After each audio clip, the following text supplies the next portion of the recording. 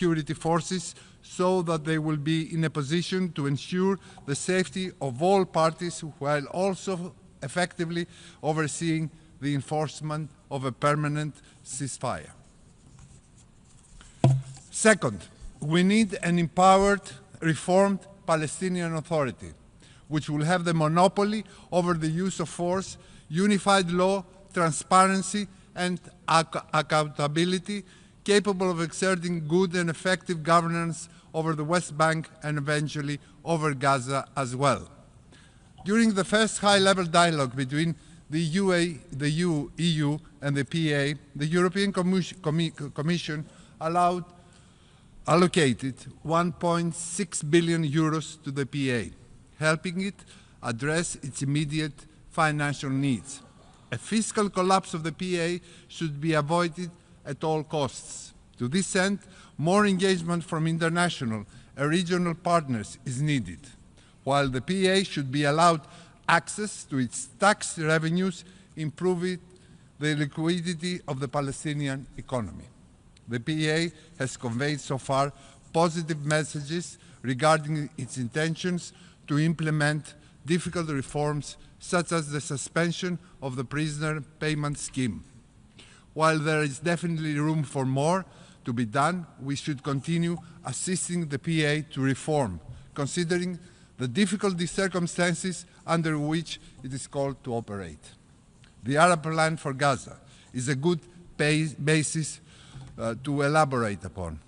Greece firmly opposes any displacement of Palestinians. The Arab plan for Gaza outlines a framework of reconstruction and recovery so that Palestinians will be able to remain in their land and live with dignity. Greece is ready to participate in this plan, however, given the precondition that the issue of Hamas disarmament will be addressed effectively and permanently. There can be no role for Hamas in the discussions and plans for the day after in Gaza. Allow me at this point to briefly refer to the importance of upholding and protecting the status quo of Jerusalem and its holy sites. We must not forget that during all this time of suffering, the Greek Orthodox Patriarchate's monastery of St. Porphyrios in Gaza has offered invaluable services to the affected population regardless of race and religion. Finally, we need a regional security architecture which will fully and effectively guarantee the security of both the Israelis and the Palestinians, leading eventually to sustainable peace in the region and allowing moderate forces to prevail, countering radicalization, paving thus the way toward a political horizon for a two-state solution and sustainable peace. Thank you very much.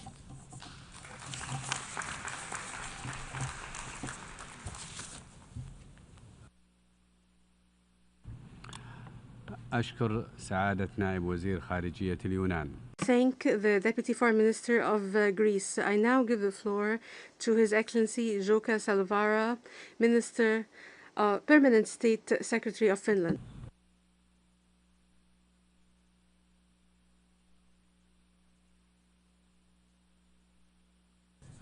Esteemed co-chairs, Excellencies, ladies and gentlemen, I thank you for convening this important conference on the peaceful settlement of the question of Palestine and the implementation of the two-state solution.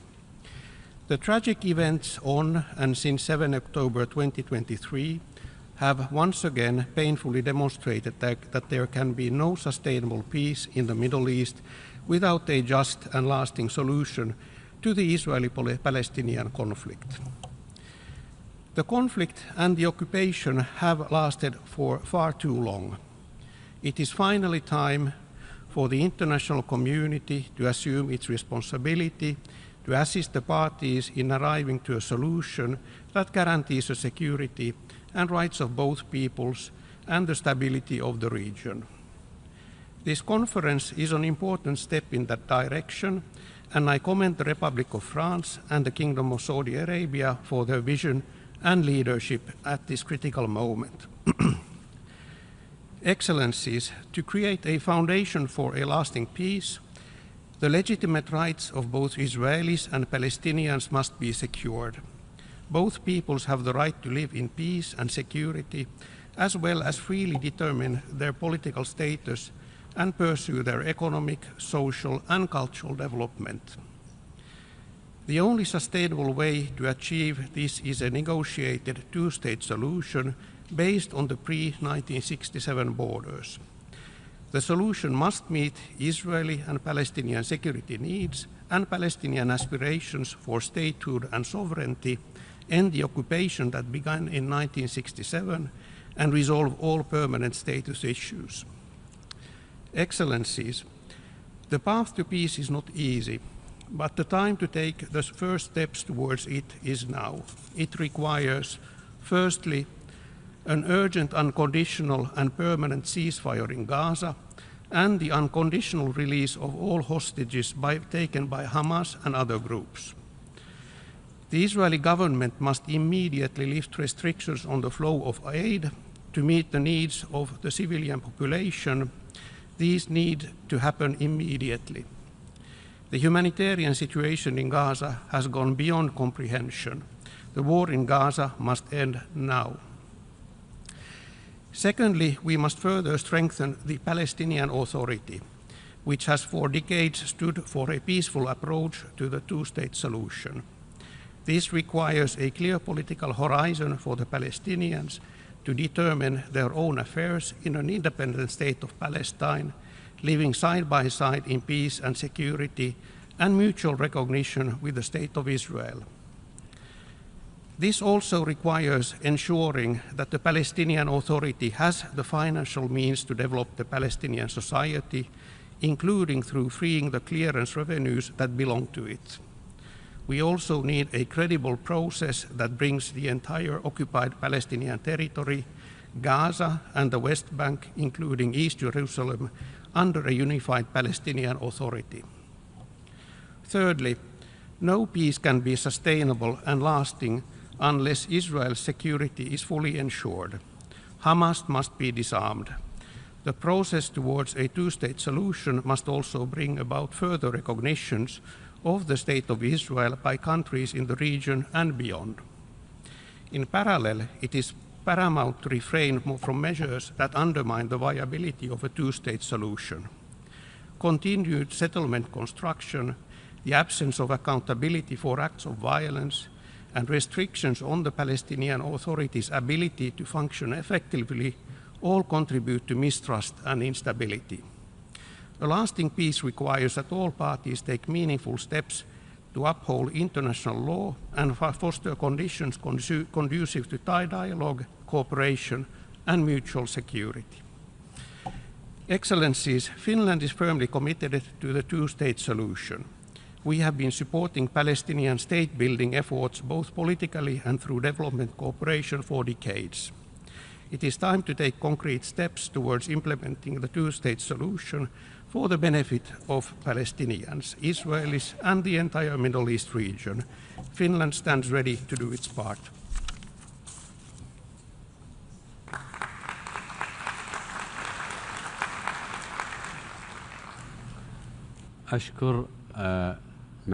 I thank His Excellency, the Permanent State Minister of Finland. I now give the floor to His Excellency Joost Flemend, Vice Minister for Foreign Affairs of the Kingdom of the Netherlands.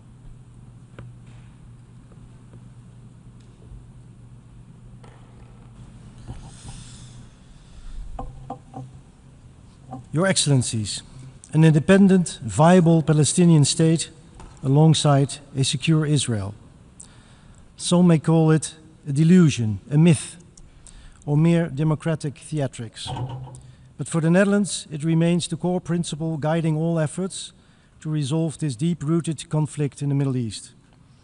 The brutal attacks by Hamas on the 7th of October 2023 ushered in a period of excessive violence, enormous human suffering in Gaza, and ever-deepening division between Israelis and Palestinians. Last year, during a visit to the Netherlands, Palestinian peace activist Hiba Husseini remarked that many have lost hope. Yet she hasn't. Ms. Husseini was being honored alongside Israeli Yossi Beilin for her persistent efforts to achieve a lasting solution to the conflict. Ms. Husseini said, "Yossi and I will never give up. For parents who continue to hope for a peaceful future for their children, and for us Palestinians who long for an end to the occupation. And this is precisely why we must persist in our decades-long pursuit of a two-state solution. Efforts to achieve stability and peace are now more essential than ever. At the same time, it's obvious that we're facing huge obstacles. The war and the catastrophic humanitarian situation in Gaza are at the forefront of everybody's minds. To stop the immense suffering, it is crucial that the negotiations for an immediate ceasefire are resumed. The people of Gaza must receive the help they so urgently need: food, medicines, and fuel. The humanitarian blockade of Gaza is a violation of international law and is simply unacceptable. In this light, the recent EU agreement with Israel to ensure that aid is delivered to people across Gaza is crucial. Announcements have been made in recent days regarding access to humanitarian aid. Words must now be converted to action and results. The grave needs in the Gaza Strip can only be countered with large-scale humanitarian assistance by land. We call on Israel to guarantee unhindered and unconditional humanitarian access for professional, mandated organizations such as the UN. Another major obstacle to solving the conflict is the Israeli settlement policy.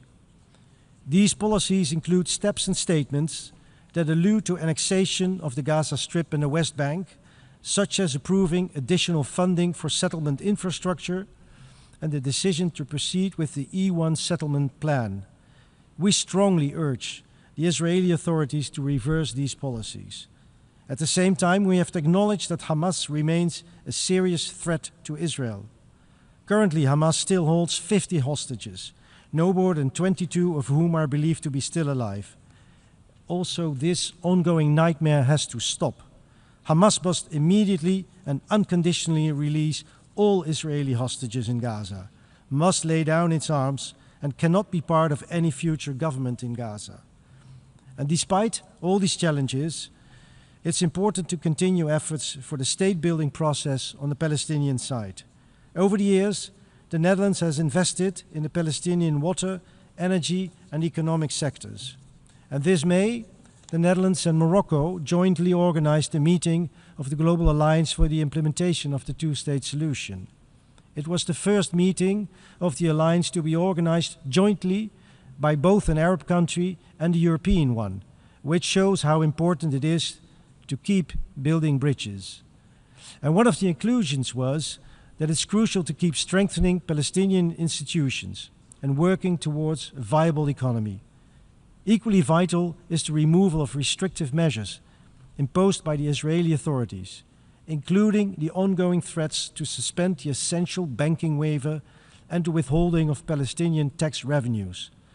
These tax revenues belong to the Palestinian people and are crucial to sustaining their economy. We call on Israel to release them without delay. A well-functioning Palestinian Authority which provides healthcare, education, safety and security to millions of Palestinians is in the interest of both parties. It's also in the interest of Israel's security, which the Netherlands fully supports. Ladies and gentlemen, last year, referring to a two-state solution, the Israeli author David Grossman said, "If we totally lose hope, then we are defeated. Defeated in a way, deeper way than losing a war." His words are a strong appeal to continue our efforts by persisting and working together with strong individuals like Yossi Beilin and Hiba Husseini in the Middle East. The vast majority of Israelis and Palestinians just want peace, and we must make every effort to revive the peace process and bring that peace closer. Thank you.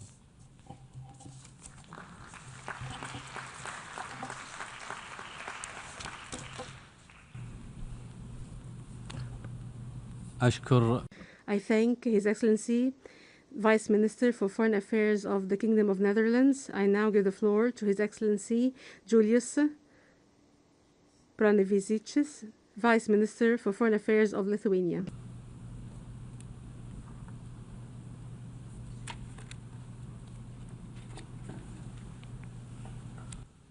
Your Excellencies, co-chairs, I would like to express appreciation to France and the Kingdom of Saudi Arabia for organizing this important conference, as mandated by General Assembly resolution of December last year, which Lithuania has supported.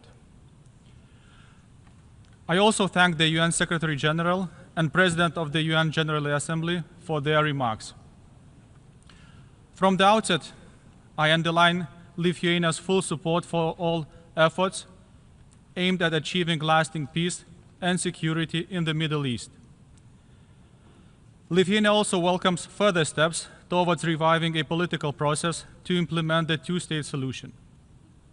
This envisions the State of Israel and an independent, democratic, contiguous, sovereign, and viable State of Palestine living side by side in peace and security, with mutual recognition, and with Jerusalem serving as the future capital of both states. The role of the Palestinian Authority is key to achieving this goal. Lithuania is committed to continuing to assist the state-building efforts of the Palestinian Authority through Team Europe initiatives, EU twinning projects, as well as bilateral cooperation.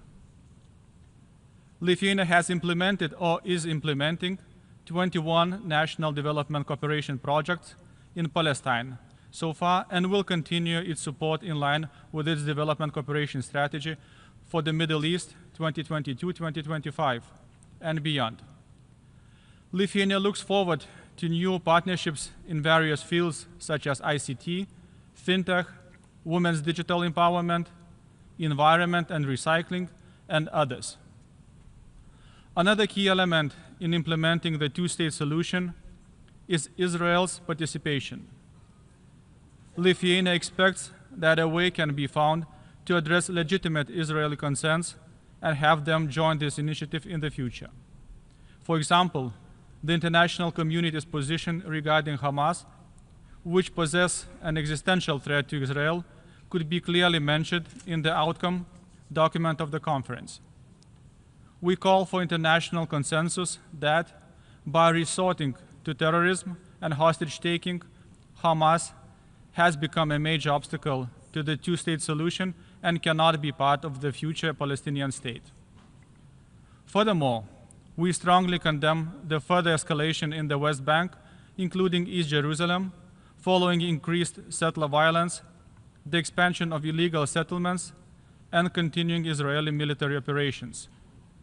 At the same time, we strongly condemn the increased terrorist attacks against Israel. Your Excellencies, Lithuania fully shares the grave concerns of the international community regarding the humanitarian and human rights situation in the occupied Palestinian territory. It is unimaginable that in the 21st century, people in Gaza, and particularly children, are facing hunger. They are prevented from accessing medical treatment, schools, and other social infrastructure. This must stop immediately. In June, Lithuania supported the UNGA resolution, protection of civilians, and upholding legal and humanitarian obligations, covering these issues, as well as terrorist attacks and hostage-taking by Hamas, illegal settlements, expansion, and settler violence, mass displacements, hate speech, and anti-Semitism.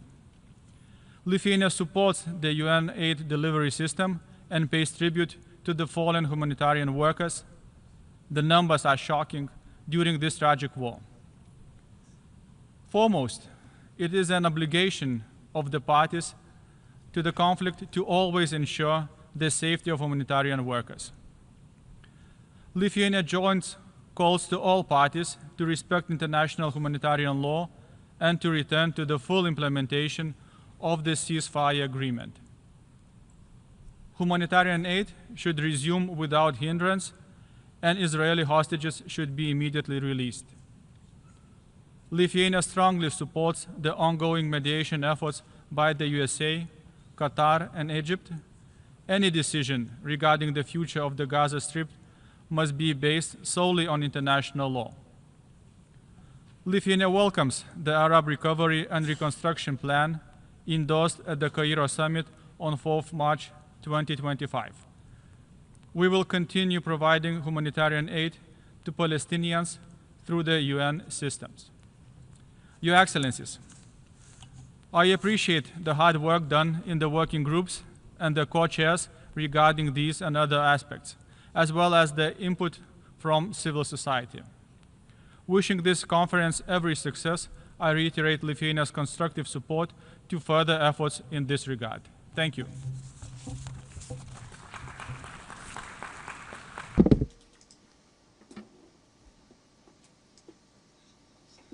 I thank His Excellency Vice Minister for Foreign Affairs of Lithuania, and I give the floor to His Excellency Vahan Kostanyan, Deputy Minister for Foreign Affairs of Armenia.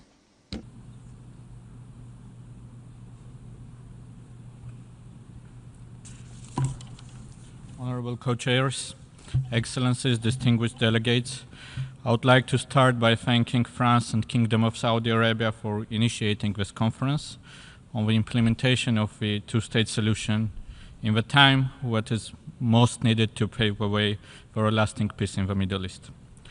Armenia does believe that only two independent neighbor states can guarantee long-lasting stability, security, peace, and prosperity for both Palestinian and also Israeli people, where all enjoy the benefits of peaceful coexistence.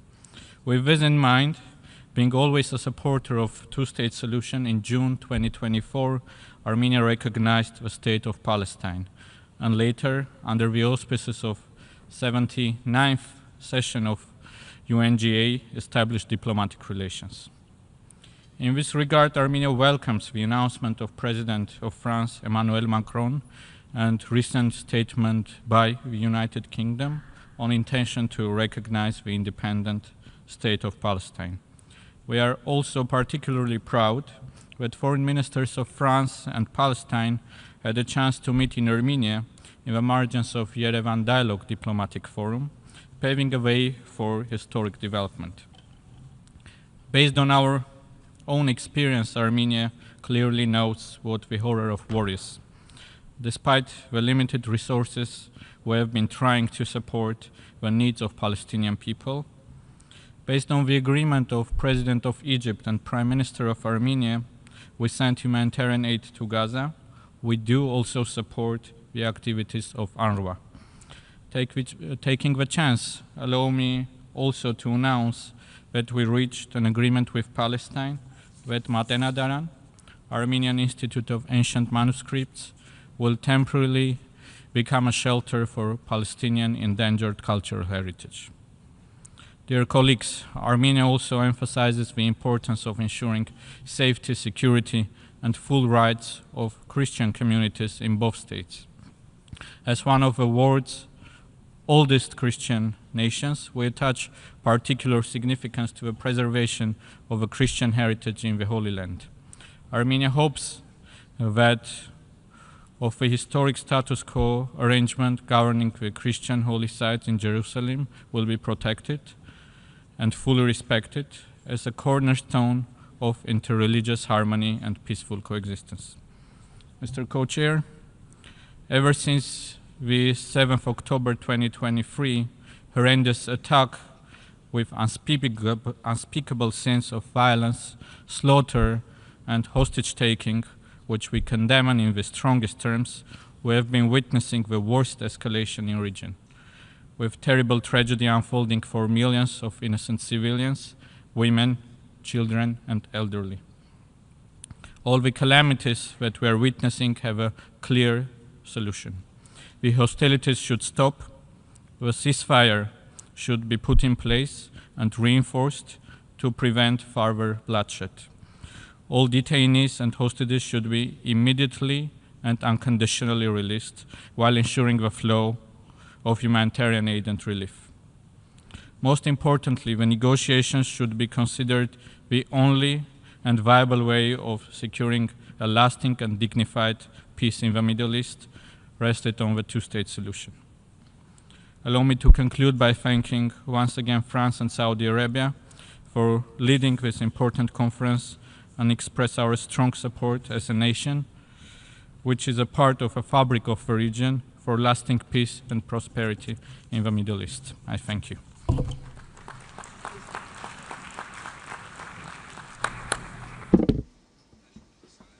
I thank His Excellency Deputy Minister for Foreign Affairs of Armenia, and I give the floor to His Excellency Samir Sharifov, Deputy Minister for Foreign Affairs of Azerbaijan.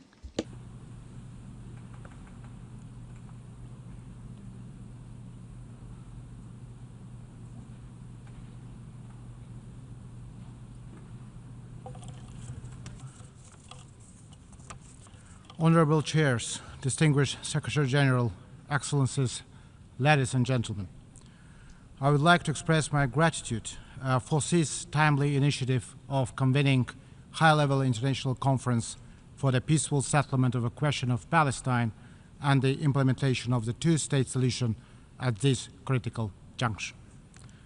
For decades, the international community has shown its steadfast commitment to a comprehensive, just, and a lasting solution to the question of Palestine in accordance with international law, the Charter of United Nations, and the relevant UN resolutions. These resolutions serve as a cornerstone of our collective pursuit of a two-state solution, with Israel and Palestine living side by side in peace and security.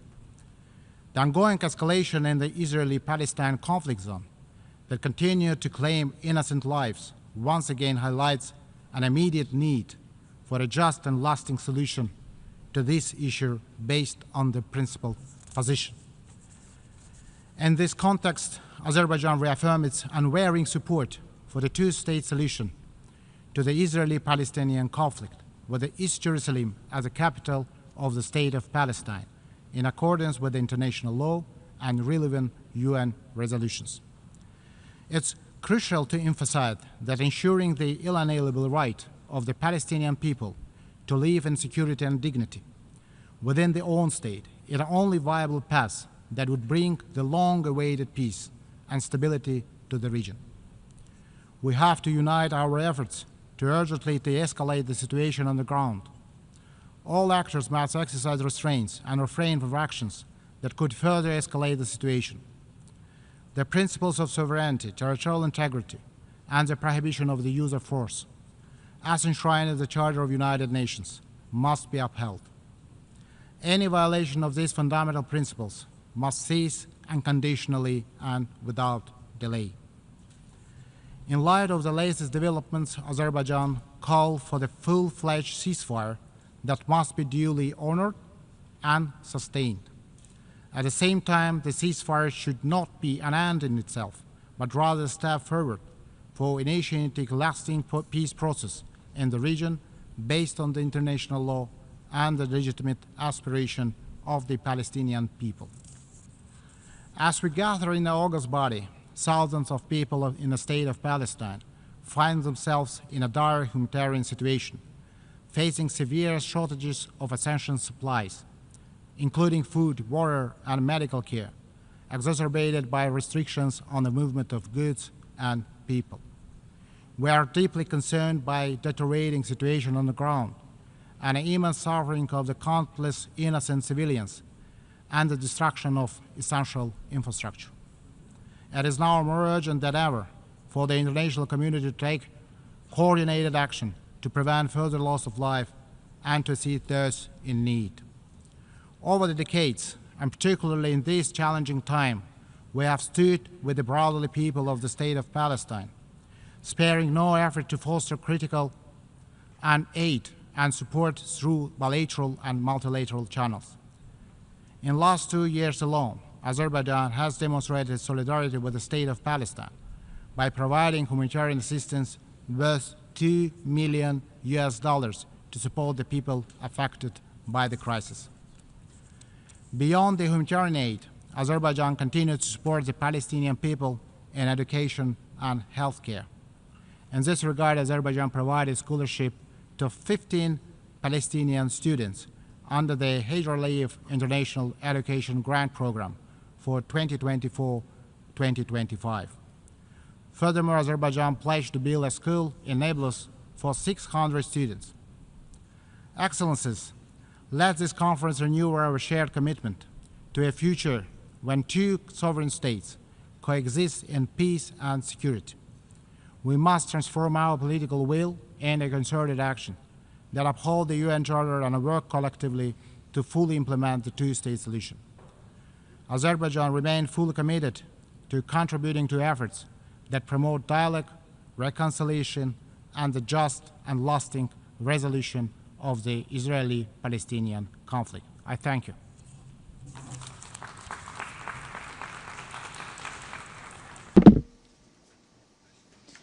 I thank His Excellency, Deputy Minister for Foreign Affairs of Azerbaijan.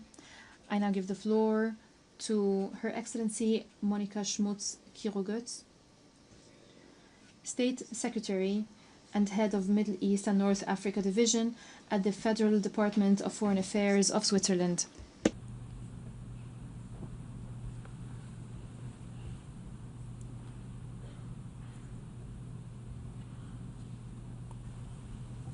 Messieurs les co-présidents, Co-chairs, ministers, excellencies.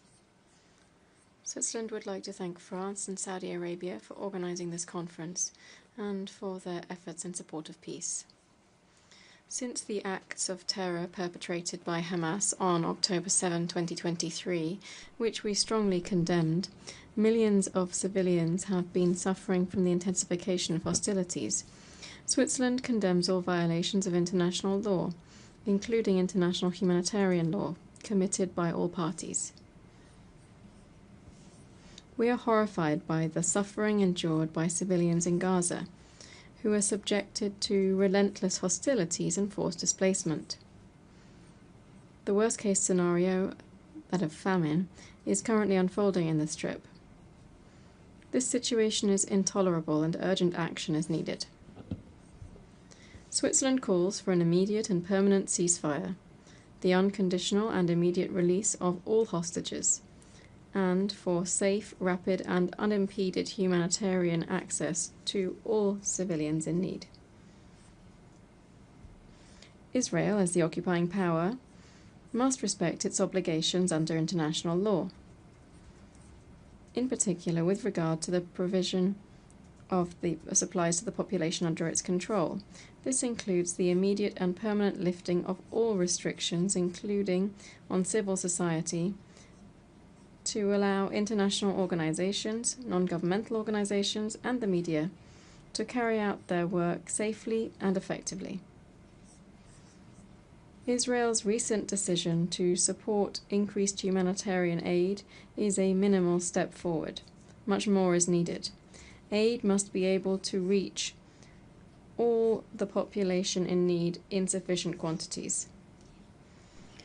In the West Bank, including East Jerusalem, the situation is also dramatic, including the continued expansion of settlements against a backdrop of military escalation and increasing violence perpetrated by Israeli settlers with complete impunity.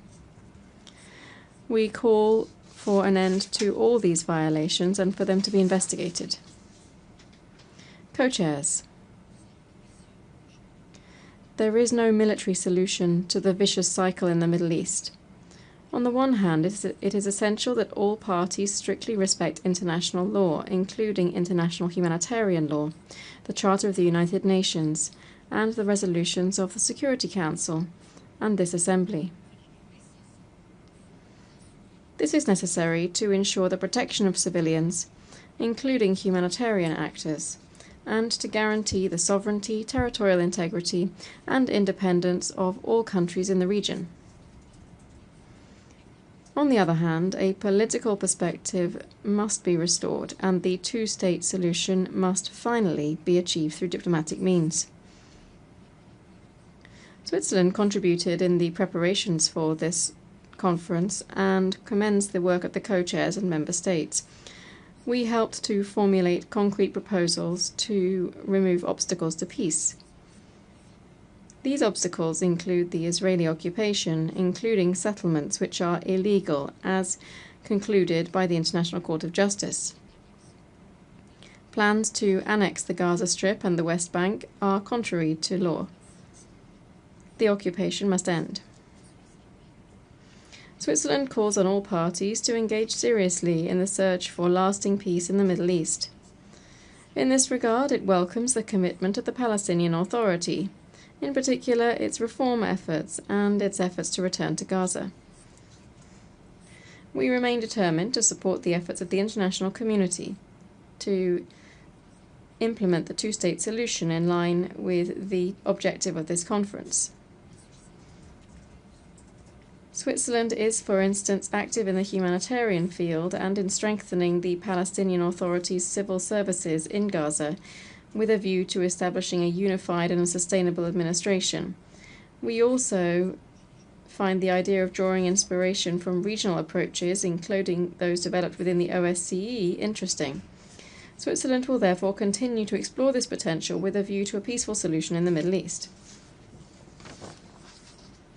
Our good offices also remain at the disposal of the parties. Dialogue is essential for the resolution of this conflict. Discussions are needed between Israelis and Palestinians and between Israel and the Arab League for mutual recognition, normalization of relations, as well as cooperation between all states in the region based on the Arab Peace Initiative. For Switzerland, bilateral recognition of Palestine must be part of ensuring a lasting peace based on the two-state solution. It could be considered once concrete steps towards this solution, guaranteeing both Israel's security and the Palestinian people's right to self-determination, begin to be implemented. Switzerland remains convinced. The two-state solution is the only way for Israelis and Palestinians to live side by side in peace, security, and dignity, within secure and recognized borders in accordance with international law and internationally agreed parameters. This conference is the first step in our joint and determined commitment to a peaceful, secure, and dignified future for the people of the Middle East. Thank you very much.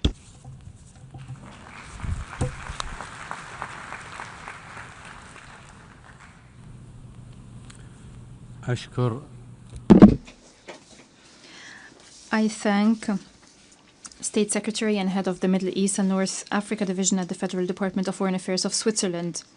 I now give the floor to His Excellency Sergei Vershinin, Deputy Minister for Foreign Affairs of the Russian Federation.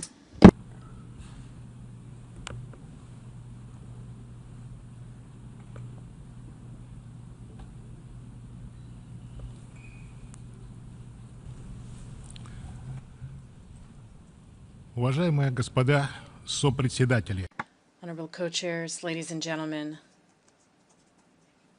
this week, with the delay of nearly a month and a half, we are holding a high-level international conference in support of the two-state solution to the Palestinian-Israeli conflict. Events in the Middle East, an unprecedented crisis and significant escalation of violence, have once again demonstrated that without a just and lasting solution to the question of Palestine, there will be no genuine peace and security in the region. Over the nearly 2 years that have passed, we have witnessed bloodshed, famine, attacks, and invasions on sovereign states' territories, all in violation of the fundamental principles of the UN Charter, norms of international law, and the basic tenets of the nuclear non-proliferation regime. Continuing down this erroneous and dangerous path risks bringing about the most unpredictable and devastating consequences. Meetings and conferences can be delayed. However, the Palestinians in Gaza, the West Bank, and East Jerusalem can no longer wait. The realization of their legitimate aspirations to their own sovereign state and the guarantee of their fundamental rights to self-determination and return have already been postponed for an unacceptably long 80 years. As is well known, the two-state solution was laid out in the very first relevant UN decision on the matter, Resolution 181 of the UN General Assembly of 1947, which proposed the partition of Palestine into two states, one Jewish and one Arab, with Jerusalem designated as a separate entity under a special international regime. However, of the two states envisioned in that resolution, only one, Israel, was created. The USSR was the first country to recognize Israel both de facto and de jure, establishing diplomatic relations with it almost immediately after its declaration of independence on May 14, 1948. At the same time, Moscow has consistently supported and continues to support the creation of an independent and viable Palestinian state within 1967 borders, with East Jerusalem as its capital, capable of coexisting with Israel in peace and security. The State of Palestine has had an embassy in Moscow since 1990. Russia's recognition of Palestinian statehood, like its recognition by dozens of other states, was not done for applause, but in the interest of the two-state solution, and has genuinely helped preserve it. Russia reaffirmed its support for Palestinian statehood along with 146 other countries during the UN General Assembly vote in May 2024 on granting the Palestinian delegation full member state status in the United Nations.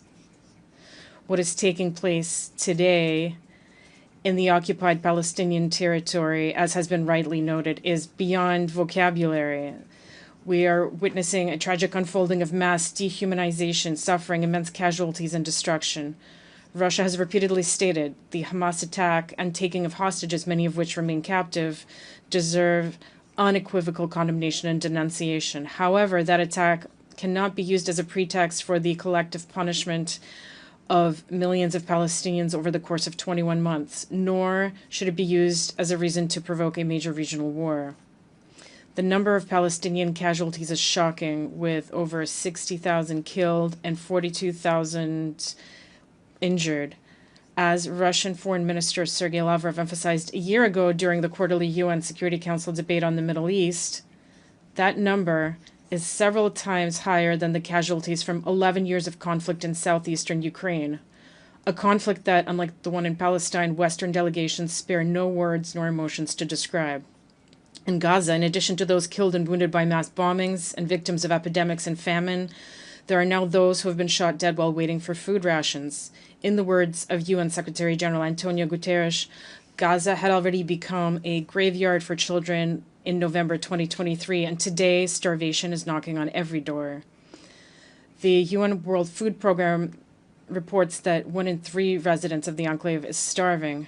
From March 2nd until May 19th, Gaza was under a full blockade, and now people are forced to choose between dying from hunger or waiting in line for paltry rations.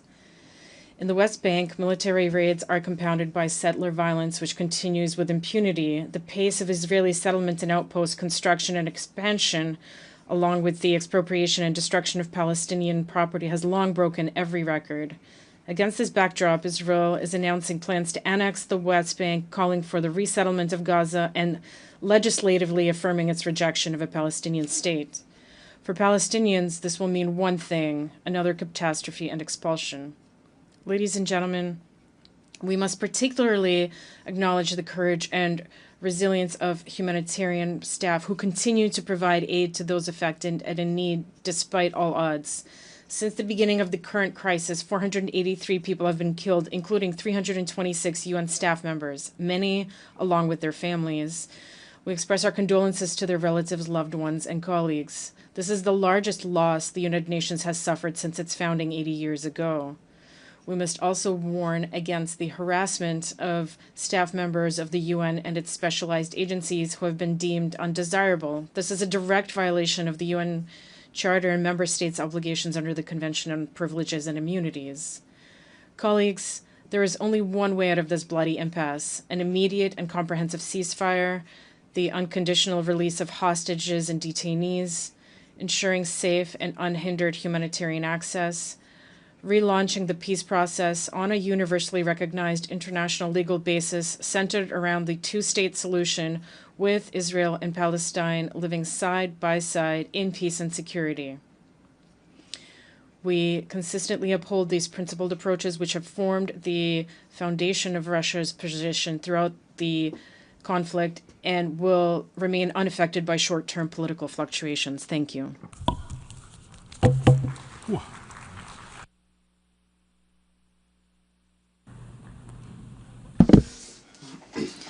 I thank His Excellency Deputy Minister for Foreign Affairs of the Russian Federation. I give the floor to His Excellency Frano Matusic, State Secretary for Political Affairs of Croatia.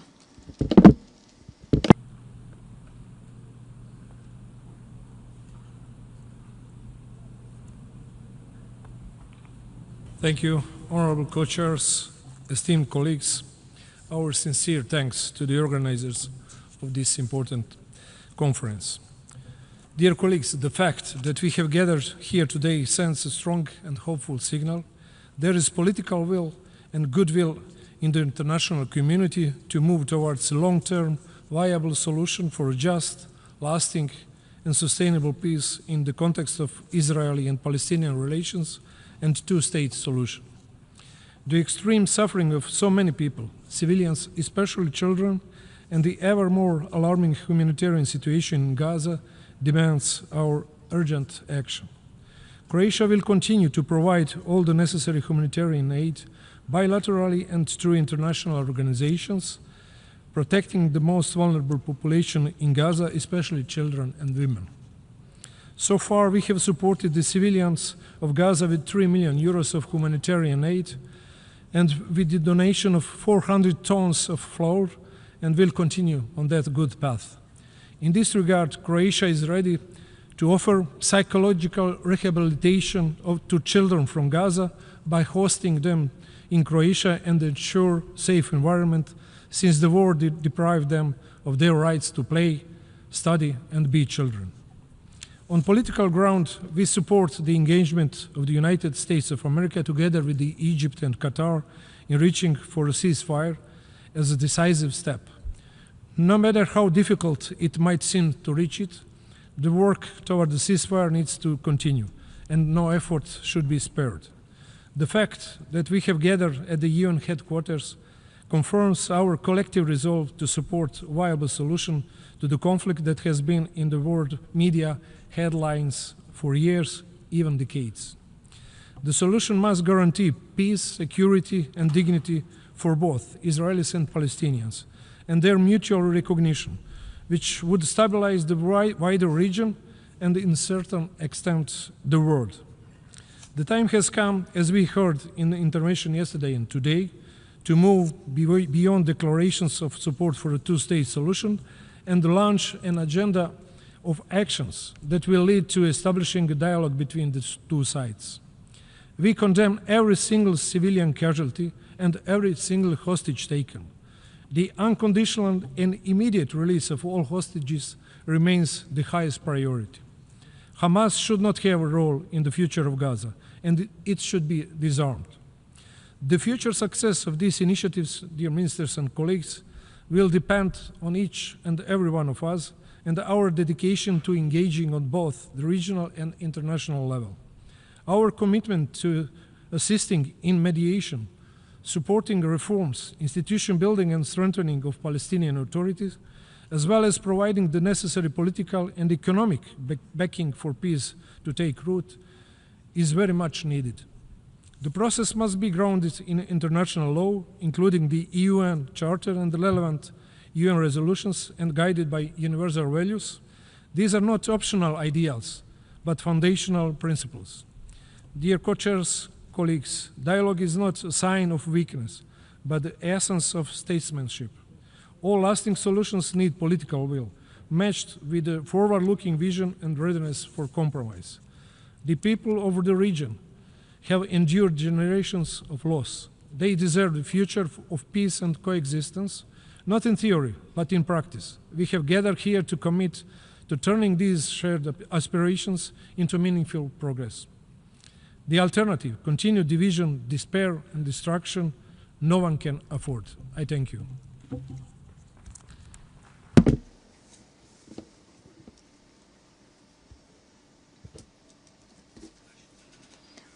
I thank His Excellency State Secretary for Political Affairs of Croatia. I now give the floor to His Excellency Kovinciok,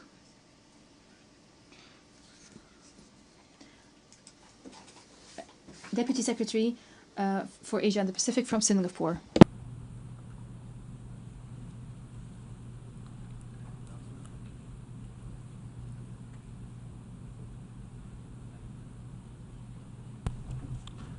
Your Excellencies, let me begin by thanking the co-chairs, France and the Kingdom of Saudi Arabia, for convening this important meeting to galvanize support for the implementation of the two-state solution.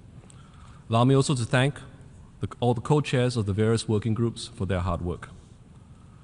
What we are witnessing in Gaza today is heartbreaking. The denial of humanitarian aid is causing starvation and a dire lack of essential medical services.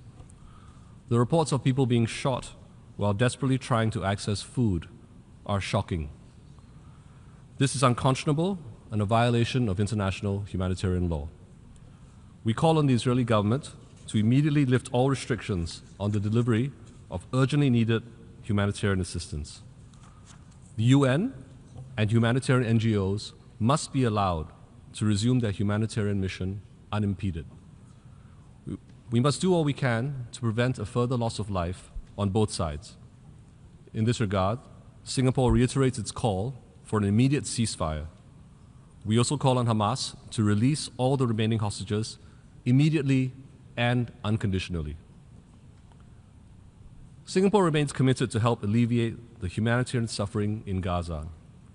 To date, we have contributed over $17 million in monetary and in-kind assistance. We have worked with our regional partners, as well as organizations like UNICEF and UNRWA, to do what we can to help. Looking ahead, we are considering the deployment of a medical team to the region to help treat patients from Gaza.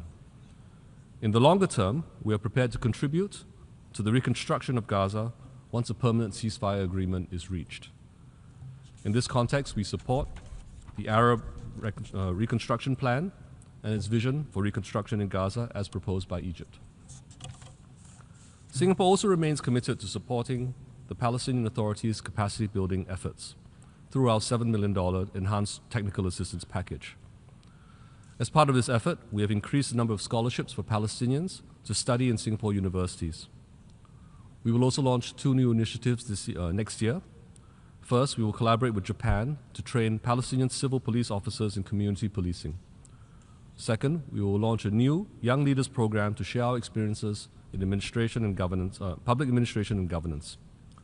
We hope that these efforts will help prepare Palestinians for their eventual statehood. Excellencies, Singapore has consistently supported the right of Palestinians to their own homeland based on a negotiated two-state solution, consistent with the relevant UNSC resolutions. We firmly believe that this is the only viable pathway to achieving a comprehensive, just, and durable solution to this long-standing conflict. To this end, we are prepared, in principle, to recognize the state of Palestine. The key consideration is that such a move should help progress towards peace and a negotiated two-state solution. There must be an effective Palestinian government in place that also categorically renounces terrorism and accepts Israel's right to exist. We therefore welcome Palestinian President Mahmoud Abbas's letter dated 9th June 2025, which reiterated inter alia the Palestinian Authority's continued rejection of violence and terrorism, its long-standing recognition of Israel's right to exist, and its commitment to the implementation of its reform agenda. We hope that these commitments can be implemented fully. Finally, we urge the Israelis and Palestinians to return to the negotiating table and make necessary, albeit difficult, concessions. To continue on the current trajectory will only make the goal of peace even more difficult to achieve and result in an endless cycle of violence and mutual hatred. Both sides must have the courage to break this vicious cycle. Thank you very much.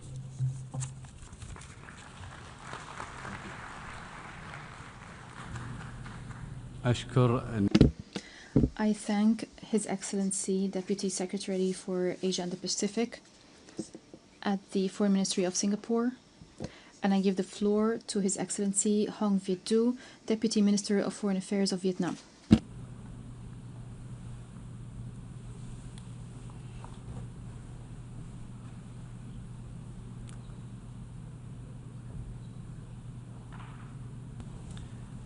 Distinguished co-chairs, Excellencies, the Palestinian question remains one of the most enduring and urgent challenges on the international agenda. For over 7 decades, it has been a measure of our collective conscience and a test of the credibility of the international rules-based order.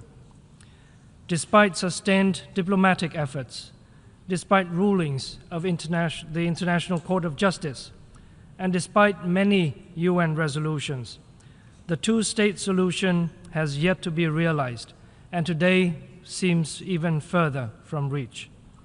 Vietnam therefore welcomes and thanks the co-chairs France and Saudi Arabia for convening this high-level conference. Yesterday, Minister Jean-Noël Barrot of France said in his opening remarks something that I cannot agree more with. He said, quote, "Because there is nothing more precious to man than the dignity of standing free and upright on the land in which his roots are embedded, because depriving him of this right inevitably leads to resentment, violence, and war," unquote. Vietnam knows this as a matter of fact.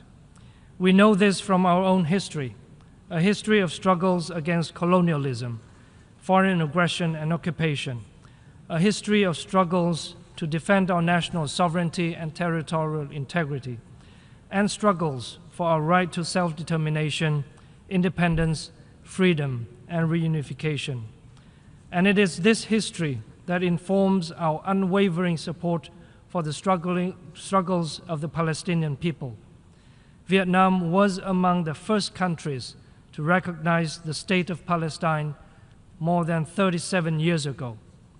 We support the two-state solution based on the pre-1967 borders and international law, ensuring a sovereign, viable state of Palestine coexisting in peace and security with Israel. We believe there is no other alternative, and we consistently support Palestine's full membership in the United Nations. Co-chairs, the ongoing war in Gaza and its broader regional implication may make the prospect of a two-state solution seem hopeless. But here again, our history, the history of Vietnam's relations with France, with the United States, may give us some hope. From bloody wars and bitter enemies, we have together built comprehensive strategic partnerships and fostered friendships that connect our peoples and our countries. Vietnam has a strong belief that peace will prevail, the will of the people will prevail, and reconciliation is possible. With that hope and that strong belief, we urge all parties to return to genuine negotiations in accordance with international law, the UN Charter, and relevant UN resolutions to address the root causes of the conflict and pave the way for a comprehensive, just, and lasting peace for the people of Palestine, for the people of Israel, for the region, and for the world. I thank you very much.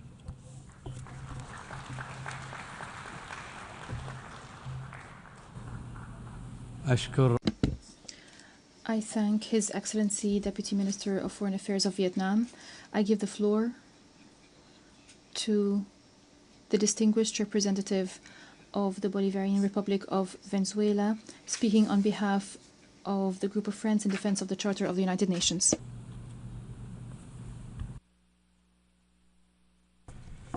Señores copresidentes. Co-chairs, the Bolivarian Republic of Venezuela regrets that it has not been able to participate at ministerial level at this important meeting due to the host country's refusal to issue visas to our delegation. We make this statement on behalf of the Group of Friends in Defense of the Charter of the United Nations, whose member states are steadfastly committed to ensuring that this conference brings us closer to ending one of the most painful conflicts of our time. Co-chairs, we reaffirm our full support for the just cause of Palestine, as well as our unwavering solidarity with the Palestinian people in their ongoing struggle to realize their inalienable right to self-determination and freedom, including independence in their sovereign and viable state of Palestine, based on the pre-1967 borders, and with East Jerusalem as their capital in accordance with relevant United Nations resolutions and on the basis of the two-state solution. A first practical step to remedy decades of occupation, displacement, colonization, annexation, and brutal violence and systemic impunity against the Palestinian people would be the immediate admission of the State of Palestine as a fully fledged member of the UN. This would, in turn, constitute a concrete affirmation of the Palestinian people's inalienable right to self-determination. Co-chairs, the very essence of this conference, rooted in the political and moral authority of the General Assembly, is a timely and necessary manifestation of multilateralism in action. It reflects our common responsibility to achieve peace through the pursuit of a just, comprehensive, and lasting peace to the question of Palestine in all of its aspects, including the situation of Palestinian refugees and the realization of their right to return. In this regard, we value the work of the 8 pre-established working groups whose respective thematic areas reflect the multidimensional nature of this protracted conflict and the urgent need to take coordinated measures. We further insist that the socio-economic viability of a future Palestinian state, as well as the provision of humanitarian assistance and sustained reconstruction, must be fundamental priorities for post-conflict recovery. To this end, we support the Arab and OIC plan for relief and rapid recovery in Gaza in full coordination with the State of Palestine. Co-chairs, allow us now very specifically to highlight 4 general principles that should guide our collective vision to resolving a matter that remains a profound stain on the conscience of the international community and the very credibility of the international system. 1. Peace through justice and not through force. There can be no sustainable peace without justice. This requires full respect for and implementation of international law, as well as an end to impunity. Accountability is crucial for deterrence, reconciliation, and lasting peace. Second, Palestinian sovereignty and the right to self-determination. We reject any attempt to alter the demographic or territorial character of the occupied Palestinian territory, including all unilateral and illegal measures aimed at creating facts on the ground through illegal settlements, forced displacement, and annexation plans, all of which end up undermining the viability of the two-state solution. 3. Narratives of peace, dignity, and coexistence. It is urgent to take educational and diplomatic steps that reject exclusion, discrimination, inequality, intolerance, and supremacy of any kind. These are measures that promote tolerance, understanding, and respect, particularly among younger generations, on the basis of full respect for human rights and human dignity. 4. International responsibility and action. Here, the Security Council must act in a concerted manner to fully exercise its responsibilities, not only to address the current crisis, but also, once and for all, to resolve this conflict. We call on the United States to end its complicity with Israel through the protection that it affords via the recurrent use of the veto. Inaction, paralysis, or the selective application of Security Council resolutions on the question of Palestine only serve to fuel impunity. Co-chairs, bearing all of the aforementioned in mind, we stress the urgent importance of achieving an immediate, unconditional, permanent, and fully respected ceasefire, as well as the need to adopt urgent measures to halt the supply or transfer of weapons, ammunition, and related equipment to Israel in all cases where there are reasonable grounds to suspect that they may be used in the OPT. This, it's important to stress, is of utmost importance to create the necessary conditions on the ground to facilitate the work of humanitarian actors in delivering rapid and unhindered support and assistance to Palestinian civilians that are most in need in a coherent, safe and scalable way. We also take this opportunity once again to call for the release of all hostages and detainees, including the thousands of Palestinians who have been held for years in Israeli prisons and detention centres. Co-chairs, we reiterate that the implementation of the two-state solution is not merely a political objective or a diplomatic aspiration. Rather, it is a legal and moral imperative fundamental to preserving peace, dignity and justice for all peoples in the region. It is testament to our collective determination to uphold the international order rooted in the principles enshrined in the founding charter of our organization and to reaffirm the fundamental promise of the United Nations. That is, that all peoples, irrespective of their power or geographic location, have the right to live in freedom, dignity and peace. Therefore, we call on all parties to engage constructively in this historic gathering and to translate the proposals and outcomes of this conference into tangible progress on the ground so as to finally achieve justice and peace. Let us act decisively, guided by the principles enshrined in the UN Charter and by our collective political, legal and moral obligations on the question of Palestine. Let us act to bring an end to impunity, to restore hope and to preserve a political horizon and realize the long postponed promise of a just peace for the Palestinian people and for the entire Middle East region. Thank you very much, co-chairs.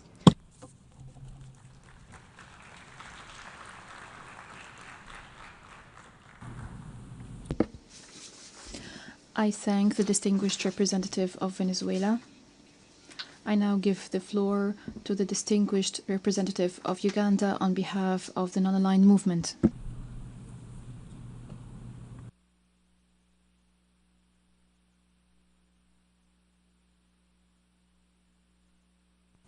Co-chairs, Excellencies, I'm honored to deliver this statement on behalf of the 121 member states of the Non-Aligned Movement NAM at this important high-level conference on Palestine and the two-state solution.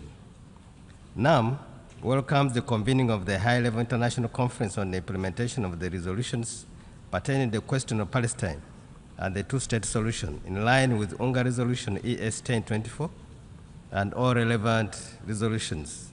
We welcome the strong and principled position affirmed in the roundtables preceding this plenary debate. NAM commends the efforts undertaken within the framework of the Global Alliance for the implementation of the two-state solution under the chairmanship of Saudi Arabia, EU, and Norway, and urges concrete follow-up of these important initiatives. NAM reaffirms its long-standing common and principled position on the question of Palestine and is deeply concerned about the implications of the conflict in Gaza to the region and the continuation of this illegal occupation. There has been no reprieve to the grave situation in Gaza, and the conflict has intensified, worsening the catastrophic humanitarian situation, not only in Gaza, but also in the rest of the occupied Palestinian territory, including East Jerusalem. The members of the United Nations conferred on the Security Council the primary responsibility for the maintenance of international peace and security in accordance with Articles 12 and 24 of the Charter. The Security Council must uphold its mandate to maintain international peace and security and must act in consonance without making the question of Palestine an exception to international law and to the authority of the Security Council. Therefore, NAM calls on the Security Council to justly resolve the Palestinian question and bring an end to this protracted conflict and tragic injustice.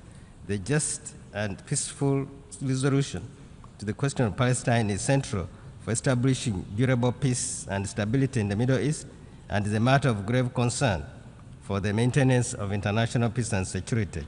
The Non-Aligned Movement reiterates the demand for an immediate and permanent ceasefire in Gaza and expresses support for all the ongoing diplomatic efforts, especially by Egypt and Qatar, to reach an agreement for an immediate and permanent ceasefire.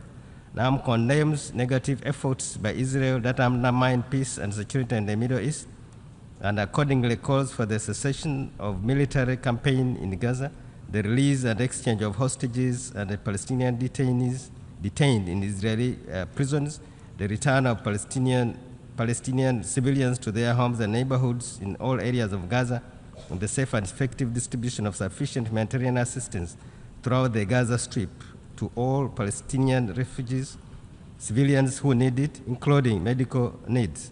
NAM rejects any attempts to use humanitarian assistance, particularly food, as a weapon of warfare. In this context, the non-aligned movement expresses support to the Arab Islamic Plan for early recovery, reconstruction, and development of Gaza, which was presented by the Arab Republic of Egypt in full coordination with the State of Palestine and endorsed by both the Arab League and the Organization of Islamic Cooperation. Now member states express concern at reports of forced displacement of the Palestinian population in Gaza, as it represents a clear disregard for the Palestinian people's inalienable right to their homeland and self-determination. An attempt by occupying power to alter the legal, physical, and demographic status of Palestinian territories is illegal and inconsistent with international law. NAM recalls Security Council Resolution 233 of 2016, which provides for a viable path to peace, setting forth the essential requirements and parameters for the realization of a just outcome on the basis of the two-state solution based on June 4th, 1967 lines, and ensuring the fulfillment of the Palestinian people of their inalienable rights, including to self-determination and the independence of the State of Palestine, with East Jerusalem as its capital, and a just solution for the plight of the Palestinian refugees in accordance with General Assembly Resolution A/RES/1943. NAM strongly calls for full respect for and the implementation of provisions of Resolution 2334 of 2016 and all other relevant resolutions regarding the complete cessation of all Israeli settlement activities and the status of the occupied East Jerusalem. In this regard, NAM calls for the respect of the historic status quo of the holy sites in Jerusalem. NAM expresses grave concern about the deteriorating situation on the ground, which has been marked by an escalation of Israeli settlement activities in grave breach of international law and rising violence, provocation, and incitement, particularly settler violence, that has led to the tragic loss of life to civilians, including children, and the detention of thousands of Palestinian refugees and countless other human rights abuses and violations of international law.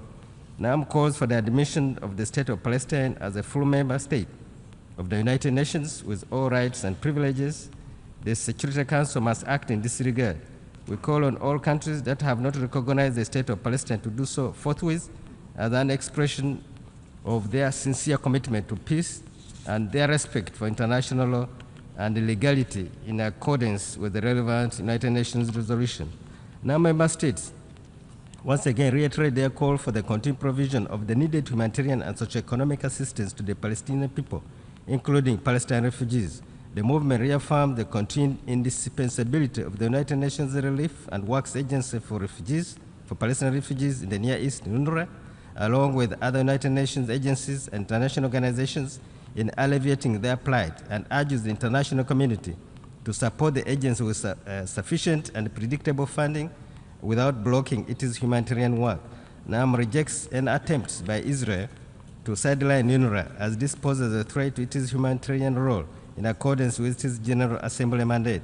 To conclude, NAM rejects all attempts to deny the Palestinian people's rights to self-determination, to obstruct the recognition of Palestine as an independent state, sovereign state, and to hinder its attainment of full membership in the United Nations. Now member states call for urgent protection and preservation of the Palestinian territories and the civilian population, and reiterate the long-standing call for the complete cessation of all Israeli settlement activities in the occupied Palestinian territory, including East Jerusalem, and the halt to all attempts to forcibly displace Palestinian civilians, seize or annex Palestinian territory, including the Gaza Strip. The movement reiterates its call for collective international efforts to uphold international law, to bring an end to this historic and grave injustice against the Palestinian people. Now member states reaffirm their commitment to promoting a just, lasting, comprehensive, and peaceful solution to the question of Palestine in all its aspects, including for the plight of the Palestinian people, and reaffirm their support for the Palestinian people in their struggle to achieve justice and fulfill their inalienable rights and legitimate national aspirations, including to self-determination, freedom, and independence in their sovereign and independent state of Palestine, with East Jerusalem as its capital. I thank you.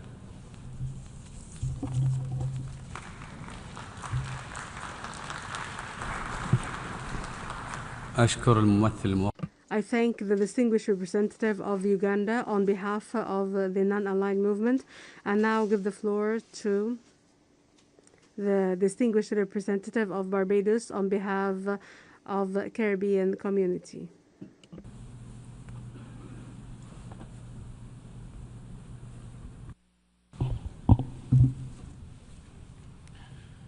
Distinguished co-chairs, Excellencies, ladies and gentlemen, I have the honor to make this statement on behalf of the 14 member states of the Caribbean community, CARICOM.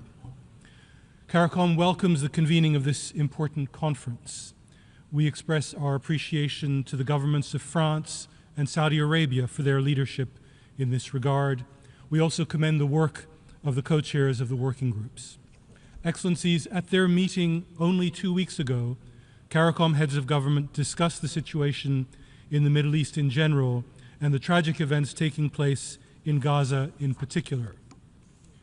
First, CARICOM heads reaffirmed the region's unwavering commitment to a two-state solution as the only viable path to a comprehensive, just, and lasting peace between Israelis and Palestinians, consistent with UN resolutions and international law.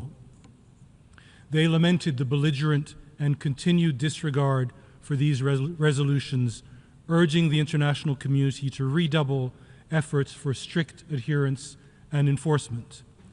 CARICOM's commitment to a two-state solution is underlined by the fact that all 14 CARICOM member states recognize Israel and all 14 CARICOM member states recognize Palestine. Second, CARICOM heads reiterated their clear and long-standing position on the situation in Gaza, expressing profound distress about the ongoing suffering being inflicted on the Palestinian people, the tragic loss of civilian lives, particularly those of women and children. CARICOM heads also reiterated their unequivocal condemnation of all violence against civilians, including the abhorrent attacks of 7th October 2023 and the hostage-taking. Equally, they condemned the relentless and disproportionate military operations, including indiscriminate bombardment and direct attacks on aid-seeking civilians, as flagrant violations of international humanitarian law. They also condemned the systematic undermining of peace by illegal settlement and the unacceptable dismantling of humanitarian mechanisms which have created a crisis of unparalleled proportions. Third, CARICOM heads also reiterated their call for an immediate, unconditional, and sustained ceasefire and unimpeded humanitarian access, noting that these calls have repeatedly gone unheeded. CARICOM further demands an end to the forced displacement of Palestinians and protection of civilians in accordance with international humanitarian law, underscoring the imperative of accountability for all violations, with perpetrators brought to justice. Fourth and finally, co-chairs, excellencies, all 14 countries of the Caribbean community stand ready to support all constructive initiatives for a lasting peace that meets the legitimate aspirations for security, dignity, and stability of all Israelis, of all Palestinians, and of all peoples in the wider Middle East. I thank you.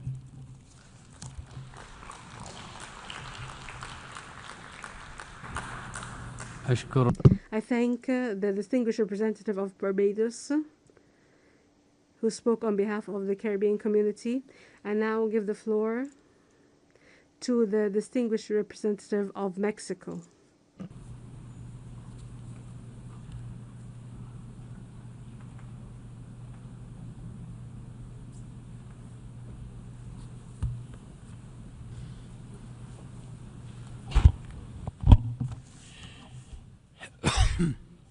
Señores Co-chairs, distinguished colleagues, Mexico welcomes the holding of this conference under the leadership of France and Saudi Arabia.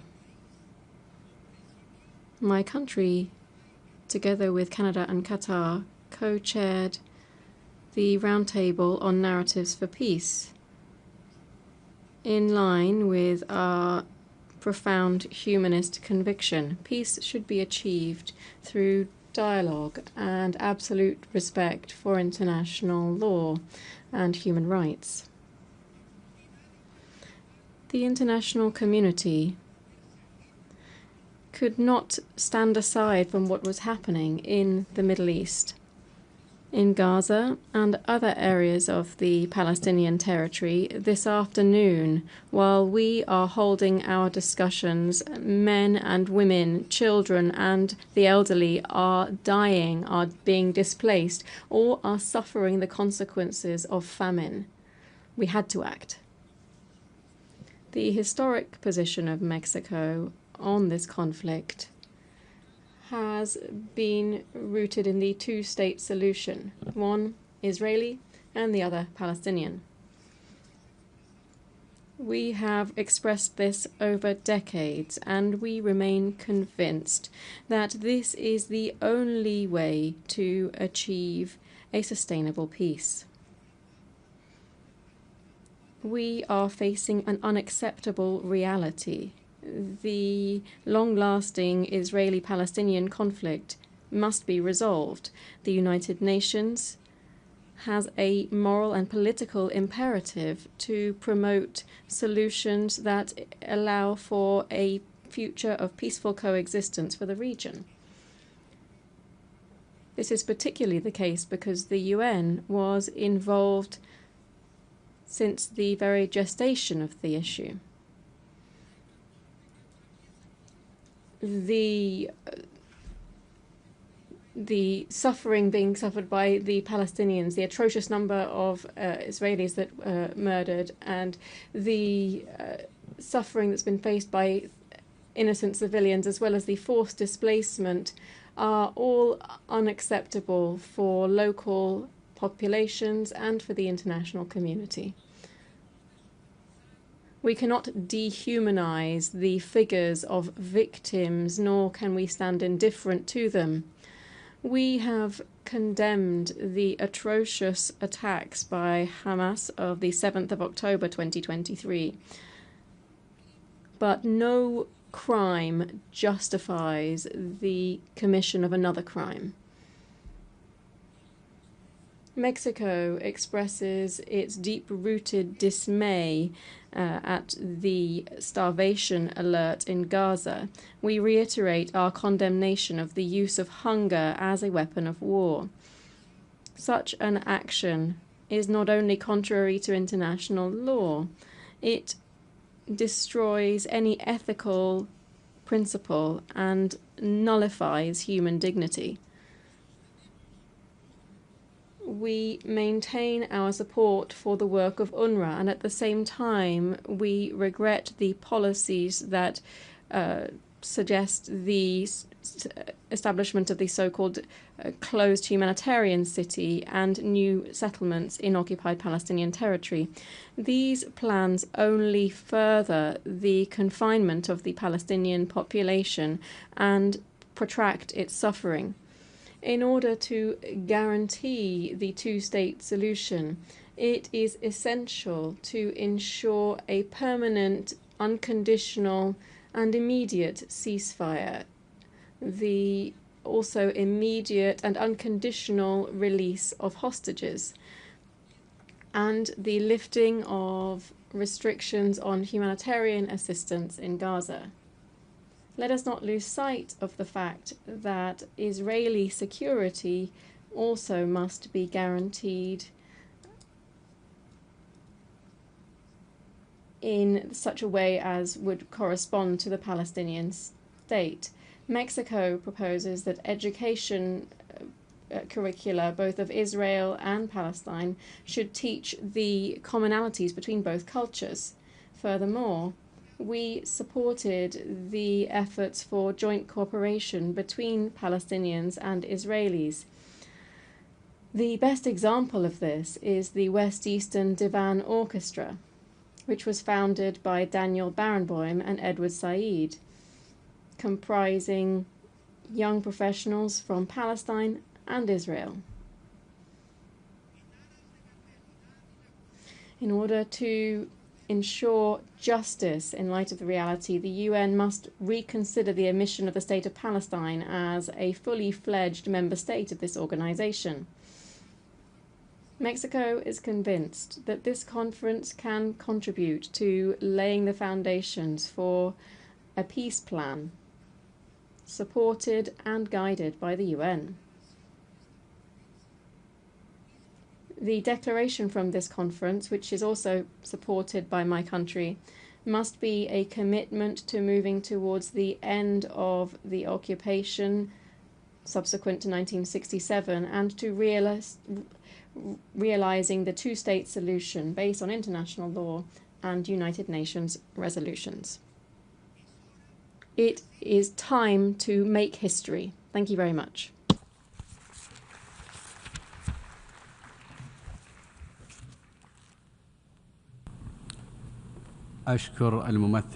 I thank the distinguished representative of Mexico. I now give the floor to the distinguished representative of Belgium.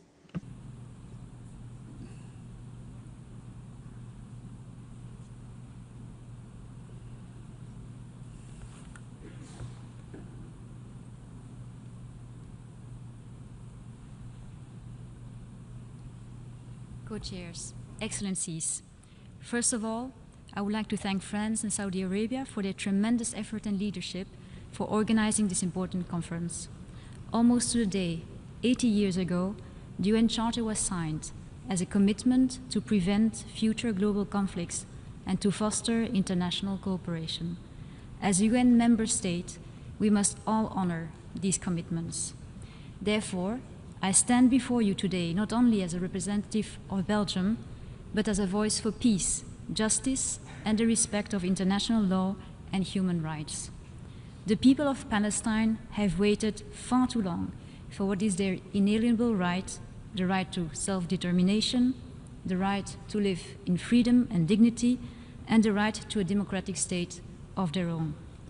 Belgium reaffirms its unwavering support for the two-state solution, a solution that envisions Israel and Palestine living side by side in peace and security within mutually agreed and internationally recognized borders based on the 1967 lines with respectful arrangements for access to all holy sites and Jerusalem as a capital of both states. This is not a radical idea. It is the consensus of the international community, enshrined in countless UN resolutions and supported by the vast majority of nations represented in this chamber, even by those who are not present now. Belgium will continue working actively with its international and European partners towards achieving that sustainable solution. We believe that the two-state solution is the most concrete way to ensure the fundamental rights, security, and dignity of both the Israeli and Palestinian people. Moreover, Belgium will continue to provide bilateral funding and technical assistance to the Palestinians, including through UNRWA. We will also continue to support the Palestinian Authority and its efforts to strengthen its institutional capacity and democratic legitimacy, and we stand ready to expand our support for the Palestinian Authority's return to govern the Gaza Strip. We continue to condemn the brutal terrorist attacks of October 7th, and we recognize the suffering endured by civilians on both sides of the Green Line. We condemn all acts of violence, terrorism, hostage-taking, and the targeting of innocent lives. We also acknowledge that the disrespect for international law, that occupation, displacement, the expansion of settlements, and the current blockade on Gaza are not conditions for peace. They are obstacles to it. We must not look away from the scale of the suffering. The reported violations of human rights cannot be normalized. They must stop. What is urgently needed is an immediate ceasefire in Gaza, in line with UN Security Council resolutions 2735 and 1701. Belgium calls on Israel to immediately allow, as a bare minimum, the full resumption of aid into Gaza and enable the UN and recognized humanitarian organizations to work independently, professionally, and impartially to save lives, end starvation, and maintain dignity. We all have a moral duty to help improve the humanitarian situation on the ground, and the international community can rely on Belgium's support and expertise to take meaningful action to address the acute needs in Gaza.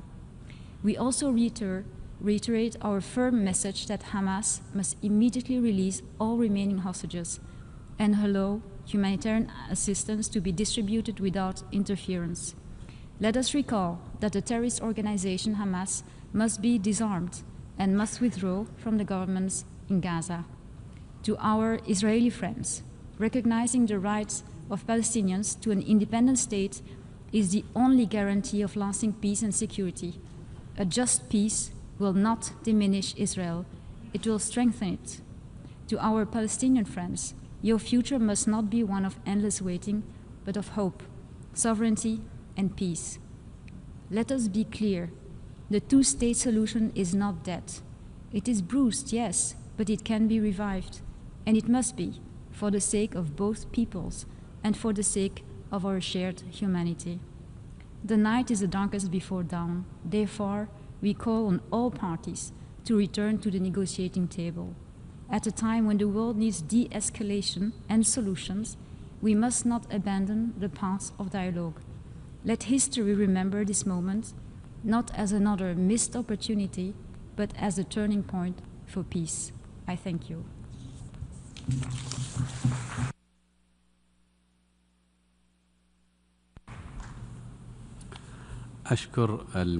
I thank the distinguished representative of Belgium. I now give the floor to the distinguished representative of Nicaragua.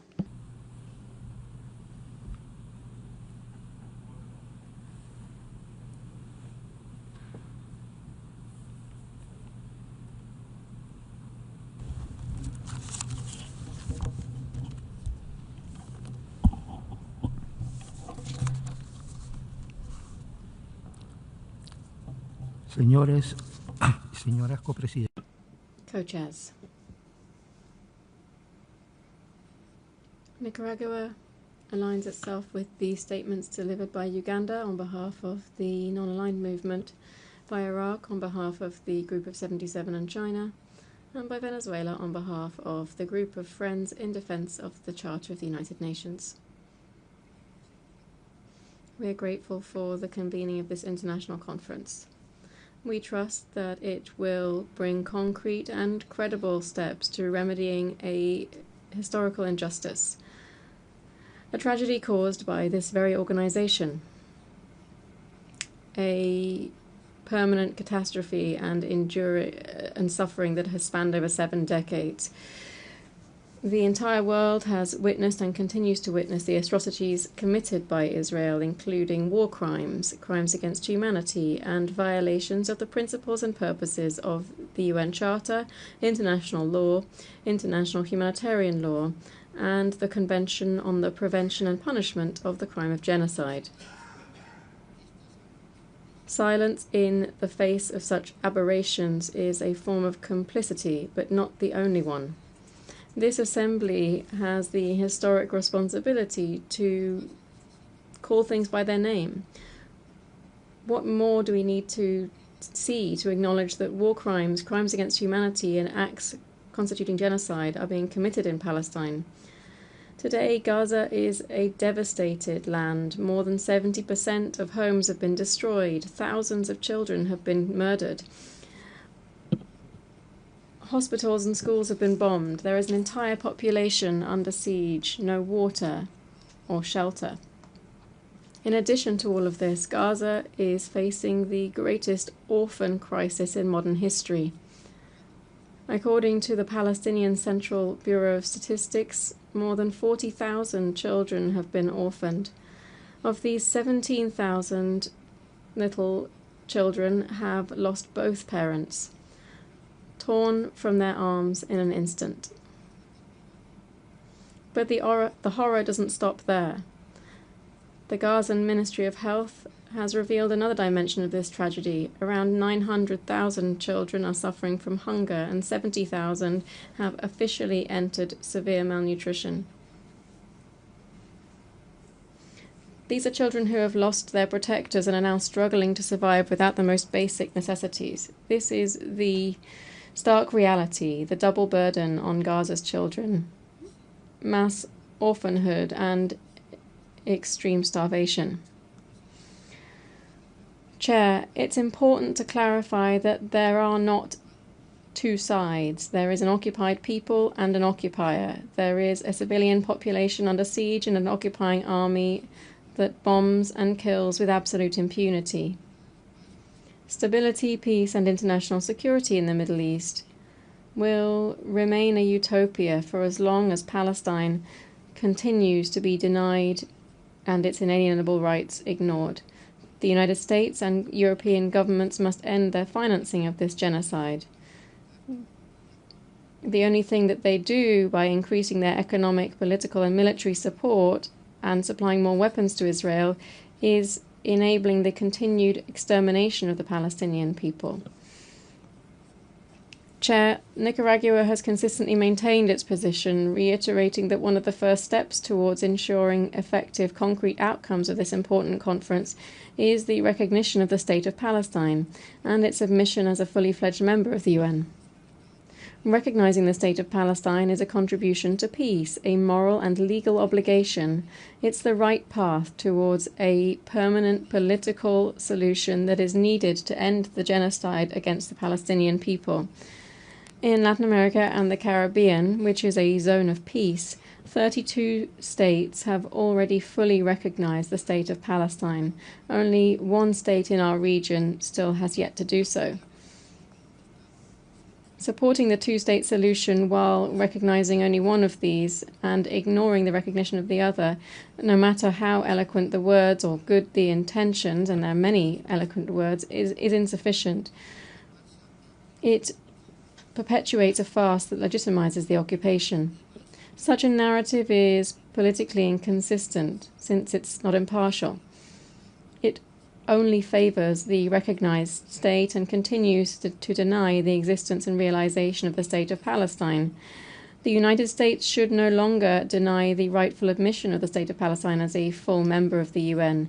This policy of denial has no place in the aspirations and consensus of more than 2/3 of this organization's membership, which officially supports and recognizes the State of Palestine. 149 states at the UN recognize the State of Palestine. It's now time for Western countries to bring an end to their policies of denial towards the Palestinian people. If they do not do so, they will be accomplices in the crimes of Zionism and the impunity fueling this genocide, where now not only bullets and bombs are used to kill, but hunger is also wielded to try to annihilate the unbreakable will of Palestinian freedom. The right of the State of Palestine must be recognized without any preconditions or conditionalities. The right to self-determination is sacred and is fundamental to the UN Charter. The Palestinian people must be able to exercise its right to self-determination without being subjected to any coercive measures. That sovereign right belongs solely to the Palestinian people. Recognizing the State of Palestine is an act of peace. It is a necessary step to correct this historical injustice that has lasted 80 years. Future generations, when looking back over history, will rightly ask how and why was this genocide and such barbarity against the Palestinian people allowed to happen? Chair, Nicaragua hopes that this conference will also result in concrete steps alleviating the suffering of the population of the State of Palestine and the Gaza Strip, and will bring a complete end to Israel's illegally recognized occupation of all the OPT.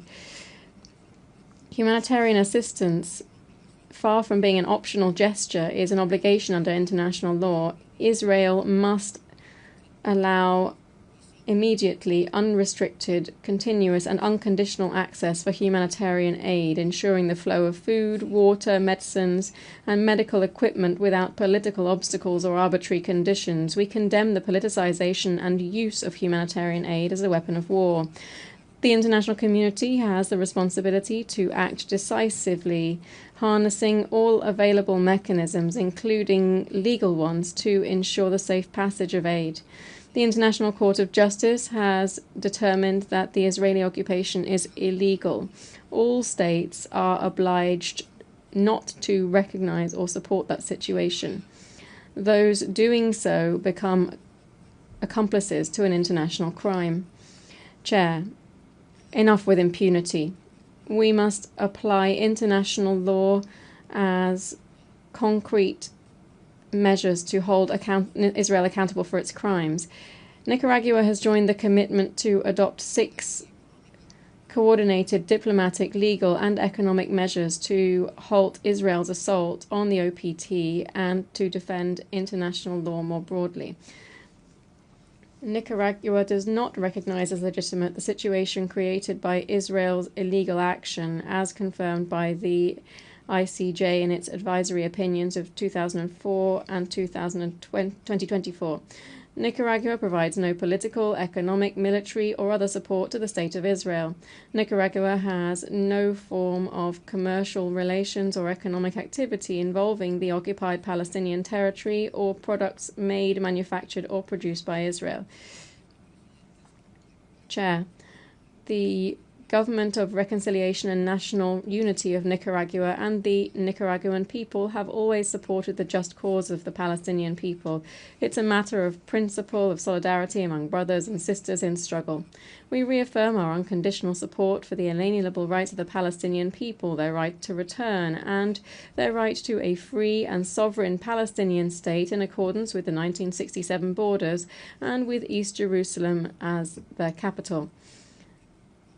Chairs, because Palestine lives, Palestine resists, and because Palestine shall prevail, Nicaragua, firm in its internationalist solidarity, will continue to raise its voice in all forums until the flag of Palestine flies free and sovereign over its ancestral land. Thank you very much. I thank the distinguished representative of Nicaragua. I now give the floor to the distinguished representative of Liechtenstein.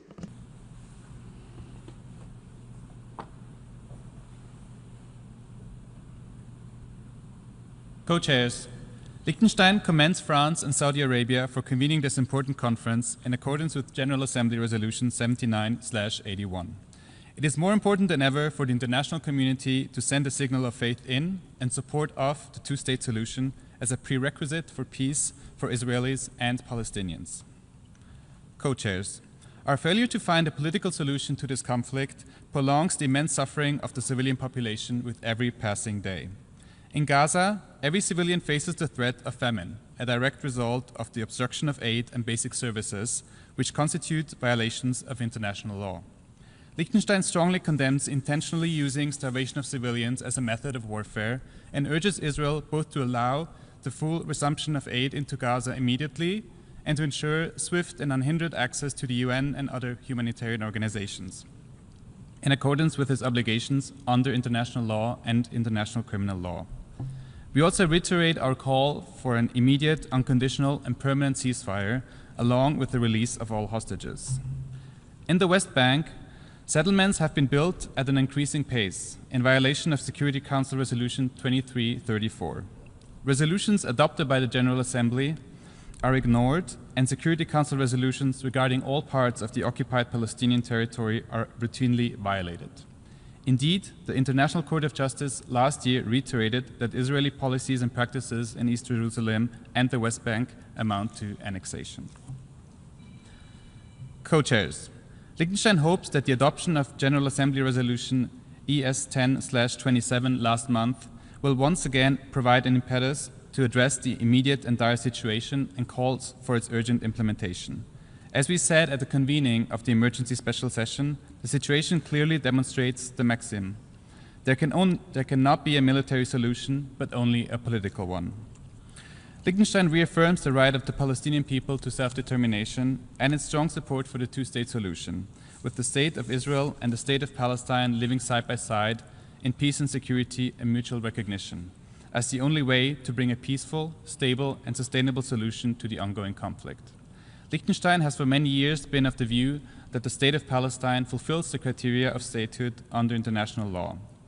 In this respect, let us remind all actors, including those looking to effect demographic change, the two-state solution is not up for debate.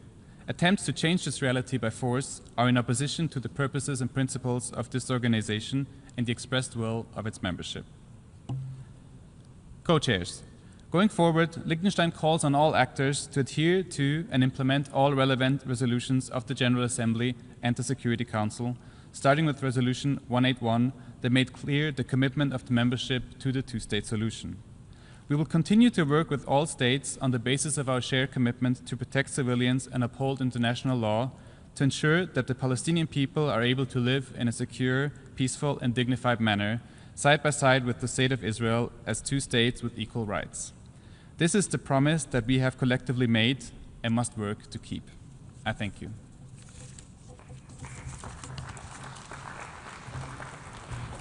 أشكر الممثل الموقر I thank the distinguished representative of Liechtenstein, and I give the floor to the distinguished representative of Algeria.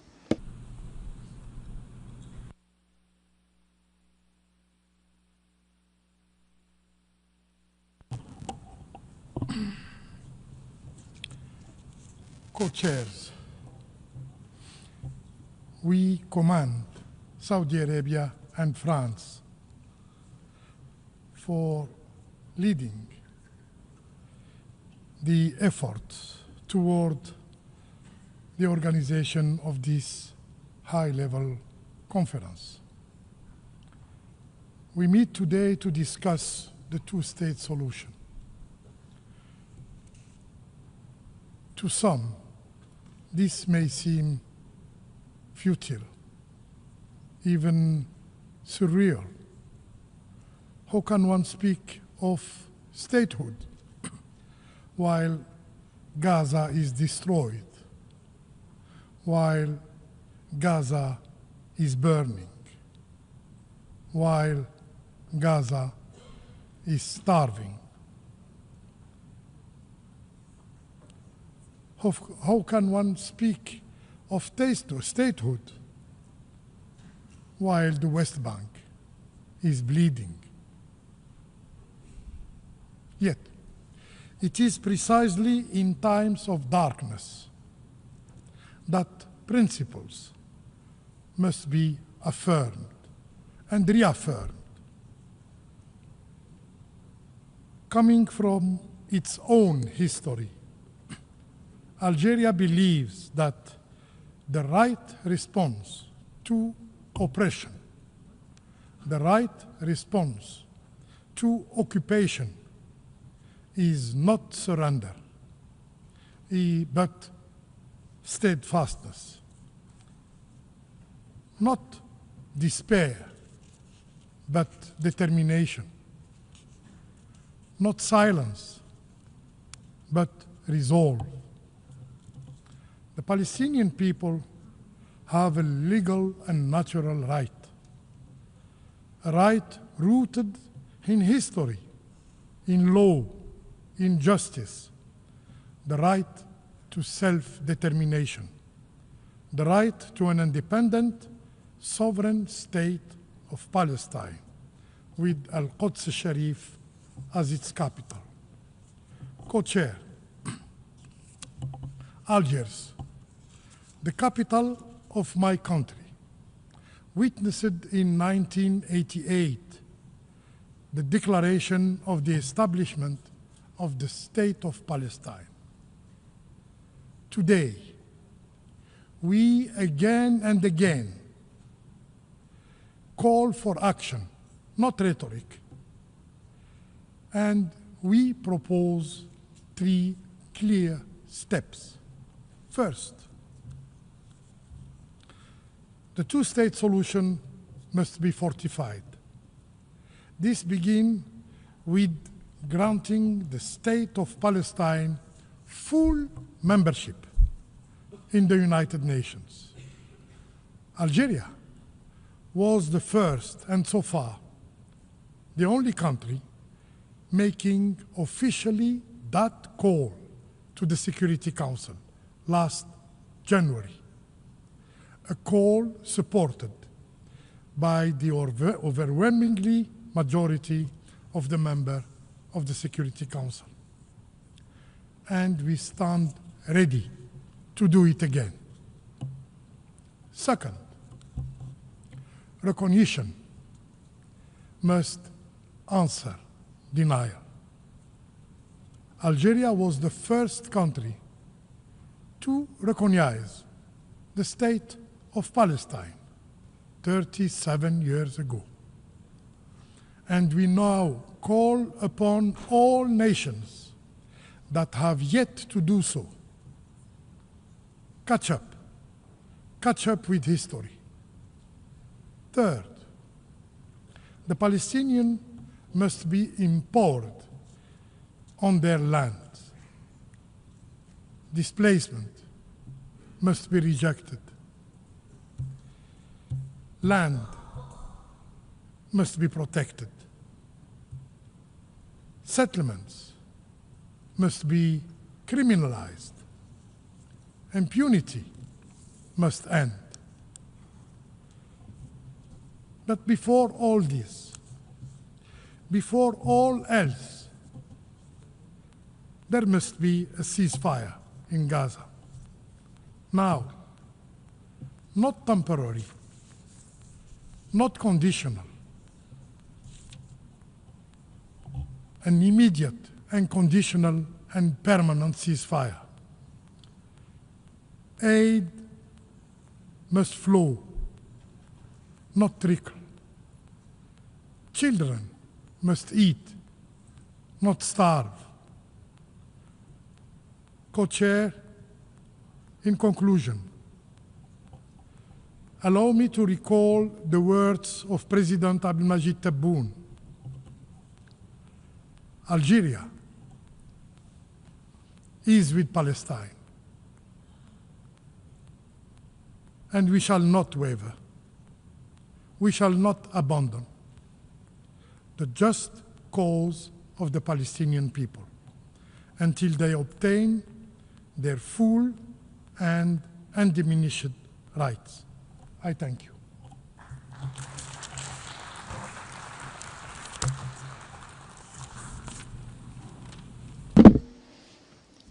I thank the distinguished representative of Algeria. I give the floor to the distinguished representative of India.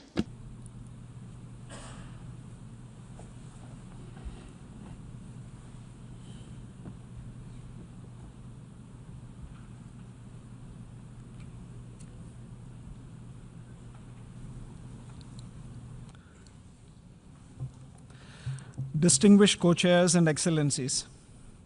At the outset, I would like to thank the co-chairs France and Saudi Arabia for their leadership in convening this high-level conference. I also commend the efforts of the chairs of the 8 working groups for their valuable contributions in outlining the broad contours and action points related to various aspects of the two-state solution. The stated intent of the international community as expressed at the United Nations since 1947 has consistently been the establishment of 2 states, Israel and Palestine, living side by side in peace and security. In 1974, the question of Palestine was reintroduced in the General Assembly's agenda, and since then, it has reaffirmed the inalienable rights of the Palestinian people to self-determination, national independence, and sovereignty. Deliberations during the preparation for the conference confirmed that the international community continues to believe that there is no substitute for a 2-state solution.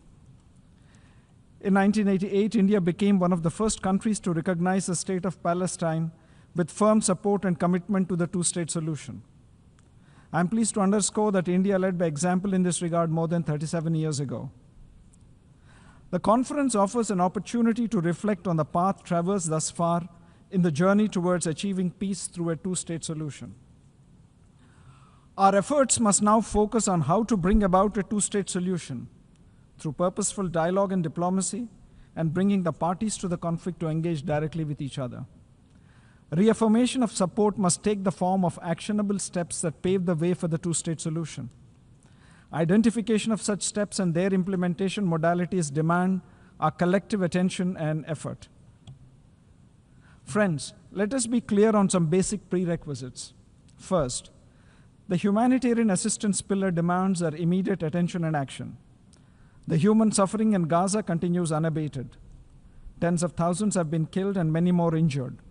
Several medical facilities have been damaged or destroyed. Children have been deprived of schooling for more than 20 months.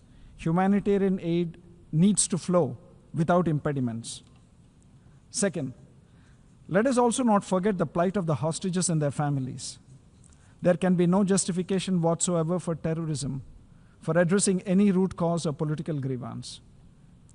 Third, Palestinians in Gaza must have access to food, fuel, and other basic necessities without hindrance. Humanitarian assistance is vital in sustaining life and must remain outside the realm of politics or conflict. Fourth, civilians, including women and children, have the right to lead normal lives. In the years ahead, meticulous reconstruction and rehabilitation efforts of a substantially large scale will be required. To this end, India takes note of the plan endorsed by the leaders of the Arab states. We stand ready to do our share in this important task. Distinguished co-chairs, economic prospects and viability for a Palestinian state are crucial. While aid and support are essential for the Palestinian people in rebuilding their lives, it's equally important to create hope and economic structures conducive for investment and employment. India has been making concerted efforts to bring about a tangible impact on the daily lives of the Palestinian people by implementing human-centric projects in diverse sectors. The total commitment by India on this front stands at around $160 million. In doing so, we have also partnered with the Palestinian Authority and the United Nations. Another vital aspect is security. A stable arrangement that suitably caters to the security needs of both sides is necessary. Neither party should feel insecure. A sovereign, viable, and independent state of Palestine within recognized and mutually agreed borders, living side by side with Israel in peace and security, is a prerequisite for enduring peace and sustainable development. India has been clear on the measures that must be undertaken in the short term: an immediate ceasefire, sustained and unimpeded humanitarian assistance, a release of all hostages, and the path of dialogue and diplomacy. There are no alternatives to these measures. We appreciate the efforts of all friendly states that have facilitated such measures between the parties. Co-chairs, the overall sentiment in this forum is clear. It is also India's earnest desire to see peace and calm prevail in the Middle East. Lasting solutions are required to achieve this. Certain action points are emerging from the conference. Following up on them is the key. Let us not be content with paper solutions, but strive to achieve practical solutions that actually make a tangible difference in the daily lives of our Palestinian brothers and sisters. India expresses its complete readiness to contribute to this noble endeavor. I thank you, co-chairs.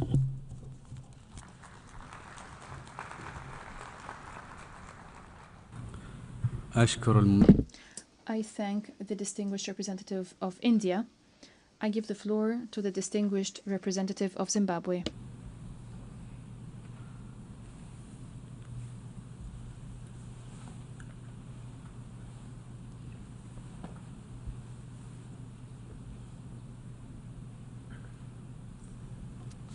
Co-chairs, excellencies, distinguished